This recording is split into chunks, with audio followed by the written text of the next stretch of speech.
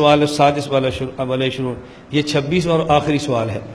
ما قولکم فی القادیانی الذی یدعی المسیحیۃ والنبوۃ فإن اناسا ینسبون الیکم حبہ ومدحہ فالمرجو من مکارم اخلاقکم ان تبینوا لنا هذه الامور بیانا شافعیا لیتضح صدق القائلین وکذبهم ولا يبقى الریب الذی حدث فی قلوبنا من تشویشات الناس۔ فرماتے ہیں ہمارا آپ سے آخری سوال یہ ہے کہ مرزا غلام احمد قادیانی جس نے دعوی مسیحیت اور دعوی نبوت کیا ہے، اس کے بارے میں تمہارا کیا خیال ہے؟ ہمیں اطلاع ملی ہے کہ تم اس سے پیار کرتے ہو، اس سے مدح کرتے ہو، اس کی تعریفیں کرتے ہو، اس کے بارے میں تمہارا خیال کیا ہے؟ حضرت فرماتے ہیں جملۃ قولنا وقول مشائخنا فی القادیانی الذی یدعی النبوۃ والمسیحیۃ، خلاصہ سمجھ لیں۔ حضرت فرماتے ہیں مرزا غلام احمد قادیانی جب اس نے مسیح ہونے کا اور نبی ہونے کا دعویٰ نہیں کیا تھا تو یہ اہل باطل کے خلاف دلائل دیتا تھا اور دین حق کو دلائل ثابت کرتا تھا۔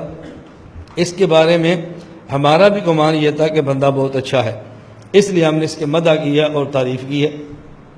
اور یہ ہمارے مشائخ کا مزاج ہے کہ جو آدمی بھی دین حق کی مدد اور نصرت کرے اور باطل کے خلاف قلم اور زبان استعمال کرے، ہم اس کی مدح اور تعریف کرتے ہیں۔ اس لیے ہم مرزا غلام احمد قادیانی کی تعریف بھی کرتے تھے اور اس کی مدح بھی کرتے تھے، چونکہ شروع میں اس کا حال بالکل مختلف تھا۔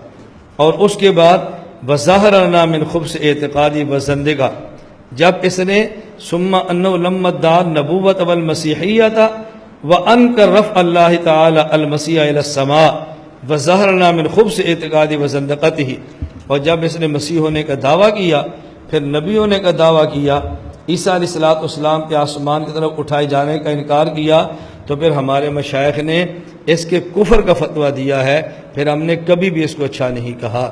یہ خلاصہ ہے مرزا غلام احمد قادیانی کے بارے میں کہ ہم نے کبھی مرزا غلام احمد قادیانی کو اچھا نہیں کہا، پھر ہم نے اس کو کافر اور مرتد اور زندیق کہا ہے۔ تو جب تک احوال کا علم نہیں تھا ہم اس کی مدح کرتے تھے، جب احوال کا علم ہو گیا تو ہم نے اس کو مرتد اور زندیق کہہ دیا۔ میں آپ سے گزارش کرتا ہوں رد قادیانیت کے عنوان پہ جب آپ نے عوام میں بات کرنی ہو تو آپ 4 دلیلیں نوٹ فرما لیں، بڑے اختصار کے ساتھ، تفصیل آپ اس کی خود کر لیں اور آگے آپ اس کو خود پھیلا لیں۔ 4 دلائل۔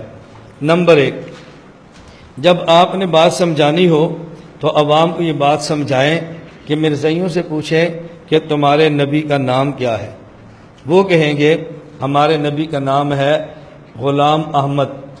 پھر آپ ان سے پوچھیں کہ جتنے گزشتہ انبیاء علیہ السلام گزرے ہیں، ہم نے جتنے نام قرآن کریم میں پڑھے ہیں ان میں سے کسی نبی کا نام مرکب نہیں، بلکہ ہر نبی کا نام مفرد ہے۔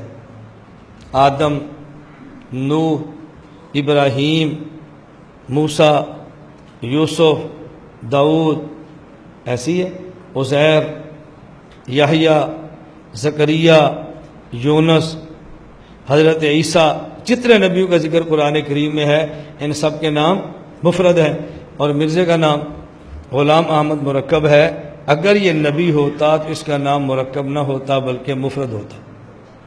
یہ آسان سی دلیل ہے جو آپ لوگوں کو سمجھائیں۔ دلیل نمبر 1، ان سے پوچھے کہ مرزے کا نام کیا ہے، اگر یہ نبی ہوتا تو نام اس کا مفرد ہوتا، اس کا نام مرکب ہونا اس بات کی دلیل ہے کہ مرزا نبی نہیں ہے۔ اس پر ایک لطیفہ سنیں۔ حضرت امیر شریعت عطا اللہ شاہ بخاری رحمۃ اللہ علیہ بہت بڑے آدمی تھے، حضرت ادیب بھی تھے، خطیب بھی تھے، پیر بھی تھے، شاعر بھی تھے اور ظریف الطبع بھی تھے، اور منجے ہوئے حضرت گفتگو کرنے والے مناظر تھے۔ ایک ہمارے مناظر ہے نا، وہ نہیں، رسمی مناظر نہیں تھے، گفتگو بڑی پیاری فرماتے تھے۔ حضرت ظریف الطبع بھی بہت تھے۔ تو حضرت شاہ جی رحمۃ اللہ علیہ کو مرزائی نے کہا کہ ہمارے مرزے کا نام نبی کا قرآن میں ہے۔ شاہ جی نے فرمایا کہاں؟ اس نے کہا مبشرا برسول یاتی من بعد اسمہ احمد، احمد ہمارے نبی کا نام قرآن میں ہے۔ شاہ جی نے فرمایا تمہارے نبی کا نام تو احمد نہیں، غلام احمد ہے۔ اس نے کہا شاہ جی اصل تو احمد ہی ہے، غلام تو ویسے ہی ہے، بس غلام کاٹ دے تو احمد ہے۔ حضرت شاہ جی فرمانے لگے تو اگر اس کا نام احمد ہے اور غلام ویسے ہی ہے پھر تو یہ نبی بن ہی نہیں سکتا۔ شاہ جی کیوں؟ فرمایا اس لیے کہ نبی تو میں نے بنانا ہوتا ہے، میں نبی بناؤں گا تو بنے گا، جب میں نے اس کو نبوت نہیں دی تو یہ نبی کیسے بنا؟ اس نے کہا شاہ جی آپ کیسے نبوت دیتے ہیں؟ فرمایا اس لیے کہ میں اللہ ہوں، میں نبی نبوت دینی ہے تو نبی بنے گا، اللہ نبی نہیں بنایا تو بندہ نبی کیسے بن سکتا ہے؟ اس نے کہا شاہ جی آپ کیسے اللہ، آپ تو انسان ہیں۔ فرمایا نہیں، میں عطا اللہ ہوں، عطا کاٹو تو اللہ ہی رہ جاتا ہے، اس لیے میں اللہ ہوں، میں نبی بناؤں گا تو بنے گا۔ اس نے کہا شاہ جی عطا کرنے سے اللہ کیسے بن گیا؟ فرمایا ایسے غلام کہنے سے احمد بن گیا نا، ایسی عطا کرنے سے اللہ بن گیا۔ غلام کاٹنے سے احمد بن گیا تو عطا کاٹنے سے اللہ بن گیا، اب میں بناؤں گا تو نبی بنے گا نا۔ اب اس کو غلام احمد کو تو پھر بھی نبی نہیں، اور احمد کو تو پھر بھی نبی نہیں۔ بات سمجھ آ گئی؟ غلام احمد کو تو پھر قرآن کھڑا ہوا ہے، اور صرف احمد کیا تو پھر عطا اللہ کھڑا ہوا ہے، اب نبی نہیں بن سکتا۔ بات سمجھ آ گئی؟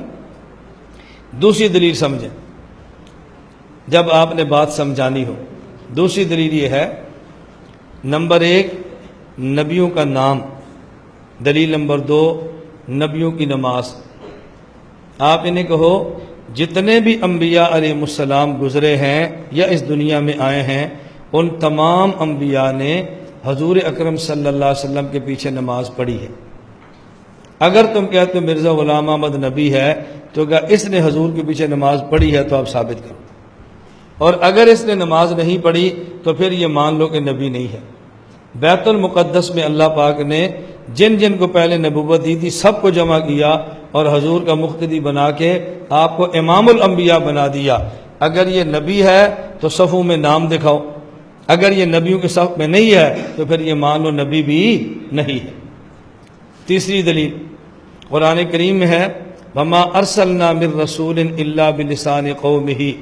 اللہ جب بھی کسی نبی کو نبوت دیتے ہیں، کسی رسول کو رسالت دیتے ہیں، اس پر جو وحی آتی ہے اس وحی کی زبان وہ ہوتی ہے جو اس نبی کی قوم کی زبان ہو، جو اس نبی کی قوم کی زبان ہو۔ اب ایک ہے نبی کی امت اور ایک ہے نبی کی قوم۔ پہلے نبیوں کی جو قوم تھی وہی امت ہوتی، اور جو امت ہوتی وہی قوم ہوتی۔ ہمارے پیغمبر کی قوم ایک ہے، لیکن ہمارے پیغمبر کی امت میں قومیں لاکھوں ہیں۔ حضور اکرم صلی اللہ علیہ وسلم کی قوم کا نام کیا ہے؟ قریش۔ اور آپ کی جو امت ہے اس میں ایک قوم نہیں ہے، لاکھوں قومیں ہیں۔ اب اگر اللہ نبی کو نبی کی امت کی زبان میں وحی دیتے تو ہمارے پیغمبر پر جو وحی آتی وہ ایک زبان میں نہیں لاکھوں زبانوں میں آتی۔ یہ بہت مشکل تھا سنبھالنا، اس لیے اللہ نے فیصلہ سنا دیا کہ میں اپنے نبی کو جو وحی دیتا ہوں وہ نبی کی امت کی زبان میں نہیں بلکہ نبی کی قوم کی زبان میں دیتا ہوں، خواہ قوم مسلمان ہو خواہ قوم کافر ہو۔ قریش کتنے ہیں جو مسلمان تھے اور کتنے ہیں جو کافر رہے، نہیں کلمہ پڑا، دونوں قسم کے تھے، لیکن مسلمان تھے تب بھی حضور پاک کی قوم تھے، اور جب کافر تھے تب بھی رسول پاک صلی اللہ علیہ وسلم کی قوم تھے۔ یہ ہمارے کافر کا مستقل ایک مسئلہ چلا ہے کہ قومیں اوطان سے بنتی ہیں، قوم کس سے بنتی ہے؟ یا ادیان سے۔ حضرت مولانا مدنی رحمۃ اللہ علیہ کا موقف یہ تھا کہ قومیں اوطان سے بنتی ہیں، وطن سے۔ حضرت تھانوی کا موقف یہ تھا قومیں ادیان سے بنتی ہیں، دین سے۔ حضرت مدنی فرماتے نہیں، پہلے قومیں شاید ادیان سے بنتی ہوں، ہمارے دور میں قومیں اوطان سے۔ اب جب بھی آپ دیکھیں نا تمہاری قومیت کیا ہے، اب اس کا معنی کیا ہوتا ہے، تمہاری ذات کیا ہے، جیسے مراد ہے تمہارا وطن کیا ہے۔ بین الاقوامی سطح پہ قومیت کا معنی بالکل بدل جاتا ہے۔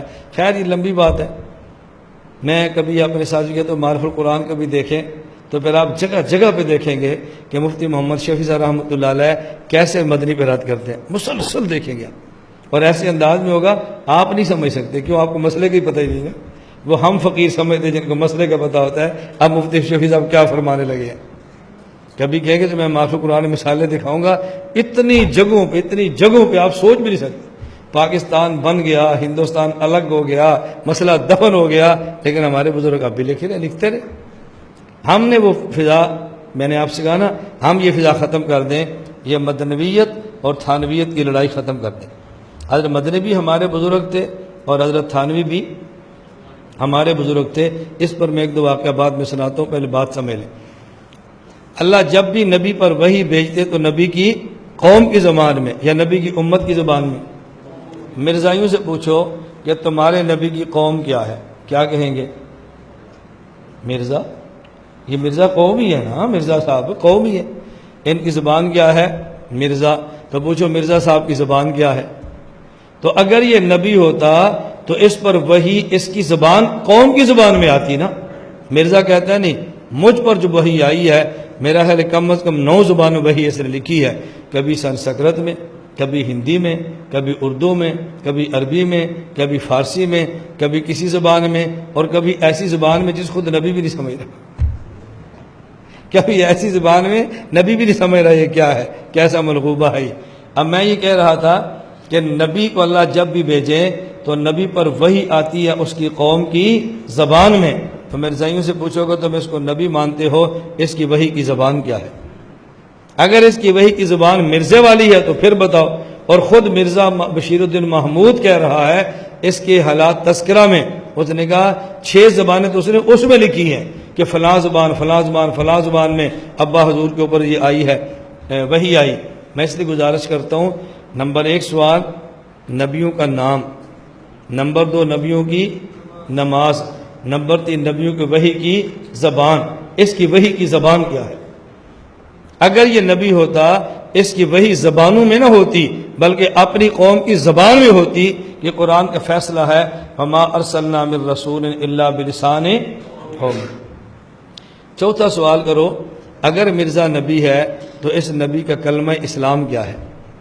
نبیوں کا کلمہ اسلام، ہر نبی کا اپنا کلمہ ہے، لا الہ الا اللہ آدم صفی اللہ، لا الہ الا اللہ نوح نجی اللہ، لا الہ الا اللہ ابراہیم خلیل اللہ، لا الہ الا اللہ داؤد خلیفۃ اللہ، لا الہ الا اللہ یونس سبیح اللہ، لا الہ الا اللہ اسماعیل ذبیح اللہ، لا الہ الا اللہ موسیٰ کلیم اللہ، لا الہ الا اللہ عیسیٰ روح اللہ، اور لا الہ الا اللہ محمد الرسول اللہ صلی اللہ علیہ وسلم۔ جس کو تم نبی مانتے اس کا کلمہ کیا ہے؟